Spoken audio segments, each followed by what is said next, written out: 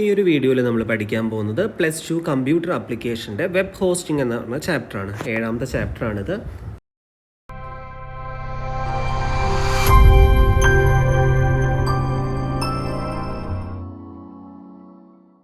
ഏറ്റവും ഇമ്പോർട്ടൻ്റ് ആയുള്ളൊരു ചാപ്റ്ററാണ്.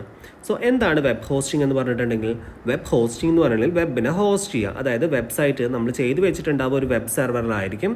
ആ വെബ് സെർവറിൽ എന്തിയാണ് ചെയ്യുന്നത്, നമ്മൾ ചെയ്തു വെച്ച ആ ഒരു വർക്ക് 24/7 ആക്സസിബിൾ ആവുന്ന രീതിയിൽ നമ്മളത് സ്റ്റോർ ചെയ്ത് വെക്കുന്നതാണ്. അപ്പോൾ ഇൻ്റർനെറ്റ് വഴി നമുക്ക് എന്ത് ചെയ്യാൻ പറ്റും, ആ ഒരു വെബ് പേജ് അല്ലെങ്കിൽ ആ ഒരു വെബ്സൈറ്റ് നമുക്ക് ആക്സസ് ചെയ്യാൻ വേണ്ടി പറ്റും. അപ്പോൾ അത് സ്റ്റോർ ചെയ്യണമെന്നുണ്ടെങ്കിൽ നമ്മൾ അതിൻ്റെ സ്പേസ് ഒക്കെ വാങ്ങി വെക്കേണ്ടേ. So buying or renting storage space to store website. പിന്നെ വെബ് സെർവർ, ഒരു വെബ് സെർവറിൽ നമ്മുടെ വെബ് പേജിനെ സ്റ്റോർ ചെയ്യാൻ വേണ്ടി, വെബ്സൈറ്റിനെ സ്റ്റോർ ചെയ്യാൻ വേണ്ടി നമ്മൾ സ്ഥലം, അതായത് സ്പേസ് വാങ്ങി വെക്കുന്നതിനെയാണ് വെബ് ഹോസ്റ്റിംഗ് എന്ന് പറയുന്നത്. ഇനി വെബ് ഹോസ്റ്റിംഗ് നമുക്ക് പല രീതിയിൽ ചെയ്യാൻ പറ്റും. അതിൽ ആദ്യത്തെ രീതിയാണ് ഷെയർഡ് ഹോസ്റ്റിംഗ് എന്ന് പറയുന്നത്. പിന്നെ രണ്ടാമത്തെ രീതിയാണ് ഡെഡിക്കേറ്റഡ് ഹോസ്റ്റിംഗ്. മൂന്നാമത്തെ രീതിയാണ് വിർച്വൽ പ്രൈവറ്റ് സെർവർ അല്ലെങ്കിൽ VPS എന്ന് പറയുന്നത്. ഷെയർഡ് ഹോസ്റ്റിംഗ് എന്ന് പറഞ്ഞിട്ടുണ്ടെങ്കിൽ നമ്മളിവിടെ മെമ്മറിയും അതുപോലെ തന്നെ ഡിസ്ക് സ്പേസ്, CPU ഇങ്ങനെയുള്ളതൊക്കെ ഷെയർ ചെയ്യുന്നൊരു കോൺസെപ്റ്റാണ്. അപ്പോൾ ഒരുപാട് വെബ്സൈറ്റുകൾ ഇതേ ഒരൊറ്റ സെർവറിൽ എന്ത് ചെയ്തിട്ടുണ്ടായിരിക്കും, സ്റ്റോർ ചെയ്തിട്ടുണ്ടായിരിക്കും. ചെറിയ വെബ് പേജുകൾക്കൊക്കെയാണ് ഇത്തരത്തിലുള്ള കോൺസെപ്റ്റ് നമുക്ക് യൂസ് ചെയ്യാൻ പറ്റുള്ളൂ. അതായത് ഇവരുടെ CPU എന്ത് ചെയ്തിട്ടുണ്ടാകും, അല്ലെങ്കിൽ ഈ സെർവർ സ്പേസ് എന്ത് ചെയ്തിട്ടുണ്ടായിരിക്കും, കുറച്ചായിട്ട് ഓരോന്നിനും, ഇതിപ്പോൾ A എന്ന് പറഞ്ഞൊരു വെബ്സൈറ്റിന് ഇത്രയും ഭാഗം, B എന്ന് പറഞ്ഞ വെബ്സൈറ്റിന് ഇത്രയും ഭാഗം, അങ്ങനെ എന്ത് ചെയ്തിട്ടുണ്ടായിരിക്കും, ഷെയർ ചെയ്തിട്ടുണ്ടായിരിക്കും. സോ അത്തരത്തിലുള്ളതാണ് ഷെയർഡ് ഹോസ്റ്റിംഗ് എന്ന് പറയുന്നത്. സോ ഇനി രണ്ടാമത്താണ് ഡെഡിക്കേറ്റഡ് ഹോസ്റ്റിംഗ്. പേരിലുള്ളതുപോലെ തന്നെ ഈ വെബ്സൈറ്റിലെ ലാർജ് വോള്യൂം എന്തിനു വേണ്ടിയിട്ട് ഷെയർ ചെയ്തിരിക്കുകയാണ്, ആ സെർവറിലെ സ്പേസ് അത്രയും ഷെയർ ചെയ്തിരിക്കുന്ന ആർക്ക് വേണ്ടിയിട്ടാണ്, ഒരൊറ്റ വെബ് പേജിന് വേണ്ടിയിട്ടാണ്. സോ അതൊരു ഡെഡിക്കേറ്റഡ് ആയുള്ള സംഭവമാണ്. ചില ഗവൺമെൻറ് ഡിപ്പാർട്ട്മെൻറ്റ്സ് അല്ലെങ്കിൽ ഓർഗനൈസേഷൻസിന് എന്ത് വേണ്ടി വരും, അൺഇൻറ്ററപ്റ്റഡ് ആയുള്ള സർവീസസ് ആവശ്യം വരും അല്ലേ. അപ്പോൾ അങ്ങനത്തെ പ്രോബ്ലംസ് ഒന്നും വരാതിരിക്കാൻ വേണ്ടിയിട്ടാണ് ഡെഡിക്കേറ്റഡ് ഹോസ്റ്റിംഗ് ചെയ്യുന്നത്. ഷെയർഡ് ആകുമ്പോൾ ഒരുപാട് പേര് എല്ലാ വെബ്സൈറ്റും ആക്സസ് ചെയ്യുന്ന സമയത്ത് ലാഗ് ആവാനുള്ള ചാൻസ് ഉണ്ട്. ഡെഡിക്കേറ്റഡ് ആകുമ്പോൾ അത്തരത്തിലുള്ള പ്രശ്നങ്ങളില്ല. പക്ഷേ ഇത് എക്സ്പെൻസീവുമാണ്, റിലയബിളും ആണ്, നമുക്ക് നല്ല സർവീസൊക്കെ പ്രൊവൈഡ് ചെയ്യും. ഇനി ഡെഡിക്കേറ്റഡ് ഹോസ്റ്റിങ്ങിൻ്റെ പ്രോസും കോൺസും, അഡ്വാൻറ്റേജും ഡിസഡ്വാൻറ്റേജും വളരെ ഇമ്പോർട്ടൻ്റ് ആണ്. ഇതിനകത്ത് നമ്മൾ എന്ത് ചെയ്യുന്നില്ല, സെർവർ ആരുമായിട്ട് ഷെയർ ചെയ്യുന്നില്ല എന്നുള്ളൊരു അഡ്വാൻറ്റേജ് ഉണ്ട്. പിന്നെ എക്സ്റ്റെൻസീവ് കോൺഫിഗറേഷൻ ഓപ്ഷൻസ് ഒക്കെ ഇതിനകത്ത് അവൈലബിൾ ആണ്. പെർഫോമൻസ് എന്ന് പറഞ്ഞാൽ ജനറൽ ആയിട്ട് നമ്മൾ പറയുമ്പോൾ പ്രെഡിക്റ്റബിൾ ആണ്, കൺസിസ്റ്റൻ്റ് ആയിട്ട് നമുക്ക് എപ്പോഴും എന്ത് ചെയ്യും, ഒരു ഔട്ട്പുട്ട് നമുക്ക് കിട്ടിക്കൊണ്ടിരിക്കും. അതായത് ഡെഡിക്കേറ്റഡ് ആണ്, സോ എപ്പോഴും നമുക്ക് ആക്സസ് കിട്ടും. പിന്നെ എന്തെങ്കിലും പെർഫോമൻസ് പ്രോബ്ലംസ് വന്നു കഴിഞ്ഞാൽ നമുക്കത് ഡയഗ്നൈസ് ചെയ്യാനും ക്യാരക്ടറൈസ് ചെയ്യാനും ഈസിയാണ്. പിന്നെ ഹോസ്റ്റിംഗ് പ്രൊവൈഡർ ഹാർഡ്വെയറിൻ്റെ കാര്യങ്ങളൊക്കെ ടേക്ക് കെയർ ചെയ്തോളും.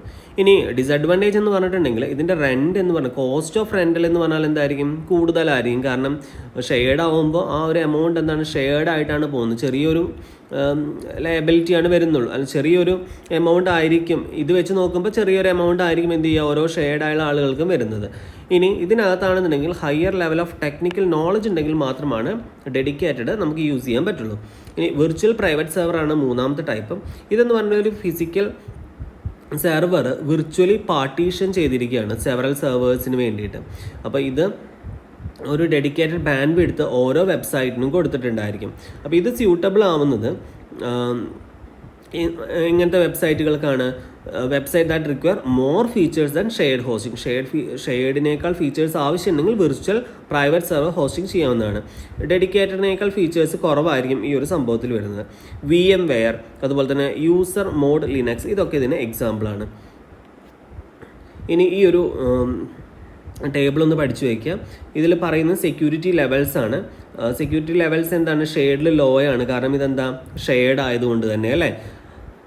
അപ്പോൾ വൈറസ് അറ്റാക്കുകൾ, ഹാക്കിംഗ്, ഇതിനൊക്കെയുള്ള ചാൻസസ് കൂടുതലാണ്. ഇനി വിർച്വൽ പ്രൈവറ്റ് സെർവർ ആണെന്നുണ്ടെങ്കിൽ ഒരു മോഡറേറ്റ് ആണ്. ഓരോ യൂസറും ഒക്യുപ്പൈ ചെയ്യുന്നത് ഓൺ സ്പേസ് തന്നെയാണ്, അല്ല ഫിസിക്കലി വിർച്വലി ആയിട്ടാണ് ചെയ്യുന്നത്. അപ്പോൾ റെയറായിട്ട് ഒരു വൈറസ് ബൈപ്പാസ് ചെയ്യാനുള്ള ചാൻസസ് ഒക്കെ ഉണ്ട്. ഇനി ഡെഡിക്കേറ്റഡ് ആകുമ്പോൾ നമുക്ക് സെക്യൂരിറ്റി ലെവൽ എന്ന് പറഞ്ഞാൽ വളരെ കൂടുതലാണ്. കാരണം അറ്റാക്ക് ഇവിടെ വളരെ മിനിമൈസ് ചെയ്തിട്ടുണ്ട്. ഇനി എങ്ങനെയാണ് ഈ ഒരു സ്പേസ് വാങ്ങിക്കുന്നത് എന്നാണ് നെക്സ്റ്റ് പറയുന്നത്. അപ്പോൾ sufficient amount of memory space നമ്മൾ എന്ത് ചെയ്യണം, വാങ്ങിക്കണം അല്ലേ.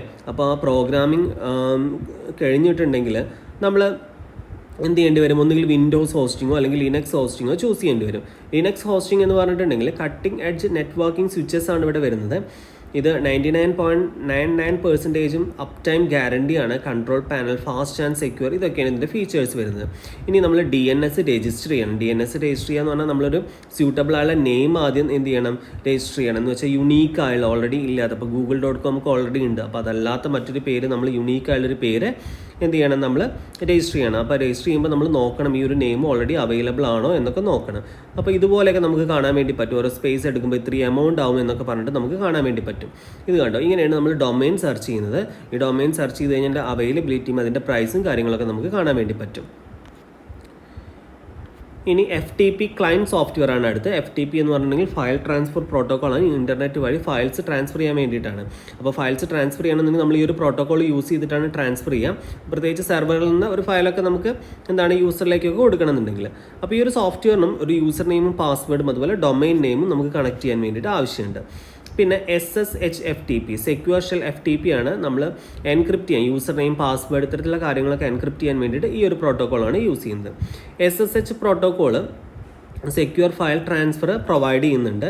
പിന്നെ മാത്രമല്ല ഈ FTP IDയിൽ ഫയൽസ് നമുക്ക് അപ്ലോഡ് ചെയ്യാൻ വേണ്ടി പറ്റും. സെർവറിലേക്ക് നേരിട്ട് അപ്ലോഡ് ചെയ്യാനും, അതായത് ഡ്രാഗ് ആൻഡ് ഡ്രോപ്പ് മെത്തേഡ് വഴിയൊക്കെ നമുക്ക് അപ്ലോഡ് ചെയ്യാനൊക്കെ പറ്റും. പിന്നെ ഇതിന് എക്സാമ്പിളാണ് ഈ കൊടുത്തിട്ടുള്ളതൊക്കെ. സ്മാർട്ട് FTP, ഫയൽസില്ല, ഇതൊക്കെ ഇതിനുള്ള എക്സാമ്പിൾസ് ആണ്. ഇത്തരത്തിലുള്ള ഫയൽ ട്രാൻസ്ഫർ പ്രോട്ടോകോൾസിൻ്റെ എക്സാമ്പിളാണ്.